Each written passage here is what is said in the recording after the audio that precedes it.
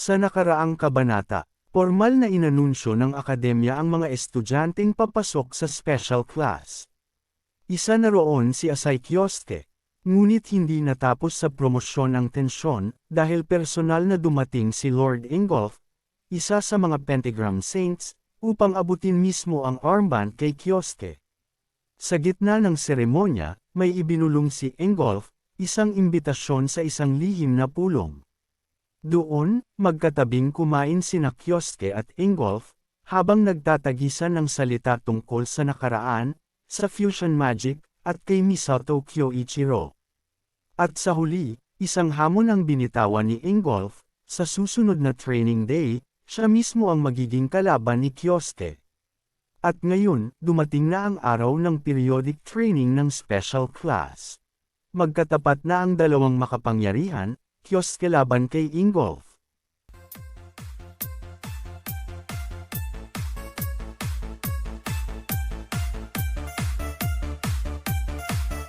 Isang umagang kay ganda, maganda din ang panahon. Makikita ang bughaw na langit at puting mga ulap pati na rin ang mataas ng bahagi ng akademya na kung saan at dumating na ang araw ng periodic training day ng special class. Naglalakad ang dalawang estudyante at nag-uusap. Oo nga pala, ngayon ang araw ng periodic training. Sabi ng isa, sumagot naman ang kasama nito. Saan? Para sa mga special class ba ang ibig mong sabihin? Oo, nagseselos nga ako kasi makikita nila at makakasama si Lord Ingolf. Hinihiling ko na sana ako makapag-ensayo din ako sa ilalim ng kanyang paggabay. Sabi nito at biglang napatingin sa Gedli. Doon nakaupo si Kioske na masama ang titig sa kanila. Natakot naman ito at agad-agaran niyaya ang kasama. Fair na, sumagot naman ang kasama.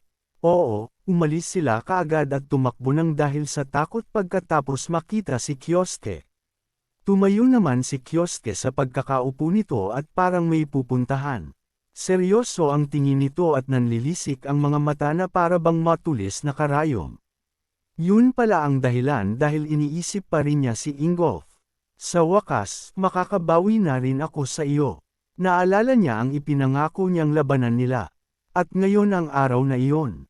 Para kay Ingolf siguro ay isa lamang itong pagbibigay ng mabilisang leksyon sa isang nakapanghihinalang bata pero hindi para sa akin.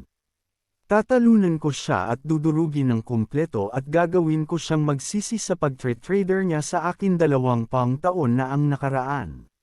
Sa labas ng akademya, sa isang malawak na lugar na puno ng berdeng damo, makikita ang isang grupo na magkakasama at isang tao na nakahiwalay sa kanila ng bahagya. May nagsabi sa kanila, makinig kayo. Ang periodic training ay magsisimula na. Ito pala ay ang grupo ng special class. Ang mga estudyante ay nakatayo sa 2 hanay. Samantalang ang guro naman ay nasa harapan nila na siyang nagsasalita, tinawag nito si Ingolf. Lord Ingolf, kayo na po ang bahala. Naglakad naman si Ingolf patungo sa kanila. Matulis ang tingin ni Ingolf habang naglalakad na, tinititigan ng mga bagong estudyante na na-promote sa special class. Nakatinginam si Kioske sa kanya at nasa isip niyo. Nandyan na siya. Nagsalita si Ingolf habang naglalakad sa harapan nila. Nagtitiwala ako sa inyo, ang mga pinakamagagaling na estudyante ng akademya. Araw-araw, nag-insayo kayo para hubugin ang inyong mga kakayahan kagaya ng dati pero minsan ang panunood ay isang pag-insayo din. Kaya ngayong araw na ito, nagdesisyon ako na para painitan ang mga bagay-bagay. Magkakaroon tayo ng isang labanan. Nataranta ang mga estudyante sa narinig, nawala sa kanilang mga focus at nagtinginan sa isa't isa. Napatawa si Ingolf. Haha, huwag kayong mabahala at kabahan dahil nakapiki na ako ng aking makakalaban, sabi niya na nakangiti. Sabay tawag kay Asai Kioske pumunta sa harapan. Sa di masabi na lokasyon, nanunood naman si Mateo. Napamura ito sa nakikita. Putek, solid din pala ang hindi pagpasok sa klase. Si Master talagang lalabanan si Ingolf. Tanong niya sa sarili. Nag-cutting classes pala ito. Parang gawain ko din dati. Nako po, Sa harapan niya naman ay nakaupo si Sherado at seryosong nanunood. Napansin ito ni Mateo, teka nga, siya yung babae na nakausap ni Master sa Sublime Heaven Festival. Nagningning ang mukha nito sabay tulos sa ilong. Ngayon alam ko na, nagkakamabutihan na silang dalawa, siya at si Master. Nakaramdam naman si Sherado ng kakaiba. Pakiramdam ko na parang may taong nakatingin sa akin. Sabi niya na tumitingin sa kanyang paligid pero wala akong pakialam, bahala sila sa buhay nila. Si Mateo naman ay kinikilig sa likuran at hindi may pintaang ngiti. Napaisip si Sherado, habang nakatingin sa magaganap na laban. Isang pentagram saint, kinikilala bilang isang bayani sa mundo. Tignan natin kung ano ang magiging plano ni Kyosuke para harapin ang ganyang kalaban. Nasa gitna na sila Kyosuke at Ingolf. Nakapwesto na at handa ng lumaban. Nagsalita si Ingolf, ngayon, sisimulan na ba natin? Napaisip si Kyosuke, si Ingolf ay isa sa pinakamagaling na manlalaban sa Pentagram Saints. Siya ay nasa ibang antas kumpara kina Iwako at Lei, pero ang yuyuko at matatalo sa araw na ito ay ikaw. Sabi niya sa sarili at nakatayo lang. Nainip na si Ingolf sa kakahinte, pues ako na ang unang gagawa ng pag-atake. Sabi nito na nakahamba ang mga kamao at nababalot ng aura ang buong katawan. Bangwelo pa siya ng patalikod para sa mas malakas na puwersa na gagamitin. Sabay suntok sa hangin patungo kay Kyosuke at ang kanyang kamao ay bumuo ng isang matinding liwanag na may puwersa.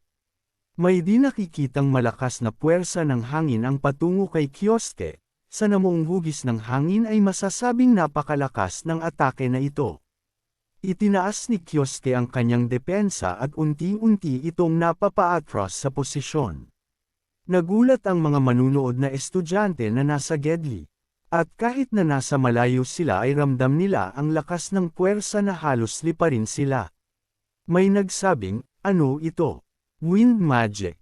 Kahit sa kinaroroonan ni Sherado ay ramdam ang lakas ng shockwave na nanggaling sa suntok na tumatagos sa hangin. Tuluyan nang napadapa si Kyosuke dahil sa lakas ng shockwave patungo sa kanya at gumamit na din ng asul na aura sa katawan at berde naman sa kamay. Napaisip siya, gumamit ba siya ng body enhancement magic? Nagdesisyon ito na mag-counter para matigil ang shockwave na patungo sa kanya.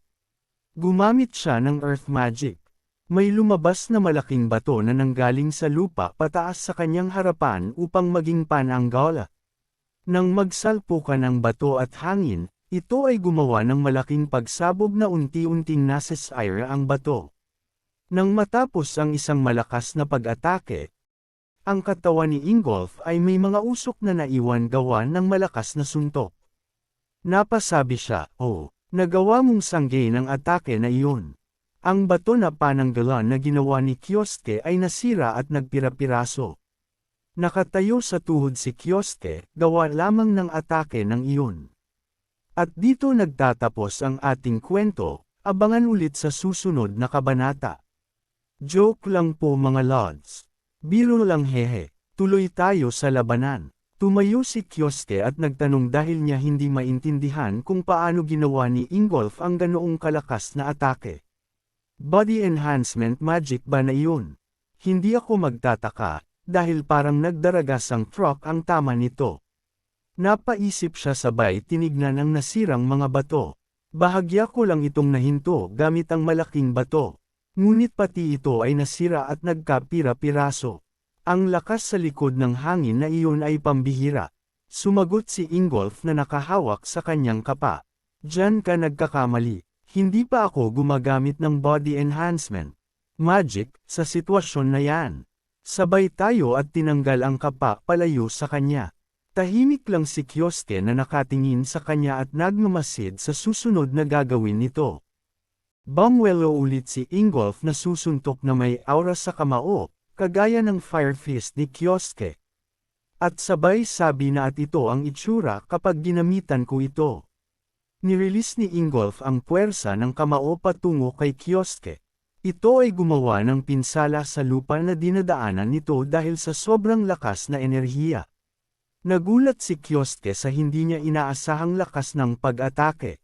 Napatalon siya at gumamit ng wind element magic sa paa para bumilis ang pagkilos nito. Bahagya niya itong naiwasan, ngunit ramdam niya pa rin ang lakas ng hangin na bumabalot dito. Nagtalsikan ang mga bato na sa dinaanan ng atake. Sunod-sunod naman na umatake si Ingolf sa kanya gamit ang kamao na may body enhancement magic. Sunod-sunod ang pagsabog ng mga atake ni Ingolf. Habang si Kyosuke naman ay mabilis na tumatakbo at iniiwasan ang mga ito. Nararamdaman na niya ang pagod at unti-unti nang bumibigat ang kanyang katawan. Nagulat si Mateo sa nakikita, imposible, si Master ay natatalo. Anong klaseng atake iyan? Hindi naman may pinta ang ngiti sa mukha ni Ingolf habang umaatake. Tumakas ka gamit ang wind magic, di ba? Magaling ang iyong pandama pero ang laban na ito ay hindi pa tapos, sabi niya, nagbitiw ulit ng malaking atake ito patungo kay Kyosuke. Patuloy naman sa pag-iwas si Kyosuke at mukhang nahihirapan na. Bigla siyang napaisip, sa impact ng mga atake na ganyan, hindi na ito ang oras para magpigil pa ako. Napansin ni Ingolf na huminto sa pagkilos si Kyosuke. Huwag mong sabihin na nagpaplano itong gumawa ng counter-attack. Biglang pumesto si Kyosuke at nagsisimulang magliparan ang mga bato na may puwersa ng hangin at paikat sa kanyang mga kamay. Napaisip si Sharado habang nanood sa nangyayaring labanan. Yun ay parehong mahika na ginamit niya sa festival. Balik kay Kyosuke, bumigkas siya ng fusion magic. Na seryoso ang tingin. Inatake niya si Ingolf gamit ito at nagsiliparan ang mga bato na may puwersa ng hangin patungo kay Ingolf. Ito naman ay matapang na hinarap ni Ingolf. Habang nasa depensa gamit ang mga kamay, ramdam niya ang lakas at napapakagat na lang siya sa ngipin na nanlilisik ang mga mata na parang Super Saiyan. Biglang may sumabog sa kinaroroonan ni Ingolf. Sa lakas ng impact, nagsitalsikan ang mga bato at binalot ng ito ng makapal usok. Wala kang makikita kung ano na ang nangyari kay Ingolf at kung buhay pa ba ito. Si Kyosuke naman ay nakatayo at umiiwas sa mga nagsisitalsikan na mga bato gawa ng pagsabog. Wala siyang makita at hindi alam kung gaano kalakas ang pinsalang nagawa niya kay Ingolf. Ilang sandali pa ay unti-unting naglalaho ang usok. Makikita natin na buhay pa si Ingolf, buo pa naman ang katawan at parang walang pinsalang natamo. Matagumpay niyang nasangga ang fusion magic ni Kyosuke.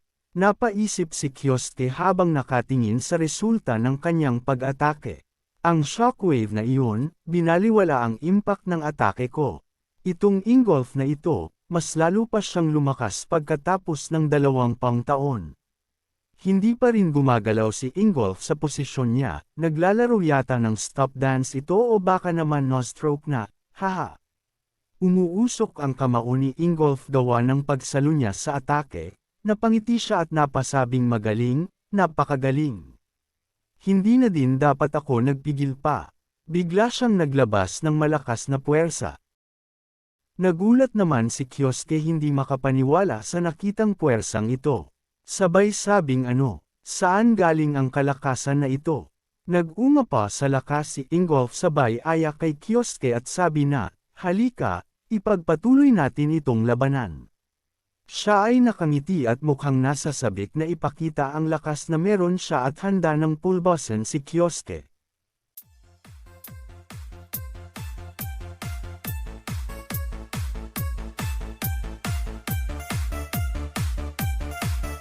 Ngayon, nagsimula na ang matinding sagupaan. Si Kyosuke, gamit ang fusion magic, at si Ingolf, na tila hindi man lang natitinag. Sa bawat palitan ng atake, lalo pang tumitindi ang laban at lumalakas ang tensyon. Ngunit isang bagay ang malinaw, kung ito ay training lamang para kay Ingolf, para naman kay Kyosuke, ito ay laban ng buhay at kamatayan, at pagkakataon upang singilin ang matagal ng paghihiganti. Ano ang susunod na mangyayari? Matatalo ba ni Kyosuke ang isang pentagram saint, o mas lalo lang ba niyang mararamdaman ang bangis ng kapangyarihan ni Ingolf? Abangan sa susunod na kabanata ng The Hero Starts Over at the Academy. Kung nagustuhan niyo po ang ating video, please paki-like po ito at mag-subscribe na din po sa ating YouTube channel. Maraming salamat po sa inyong suporta.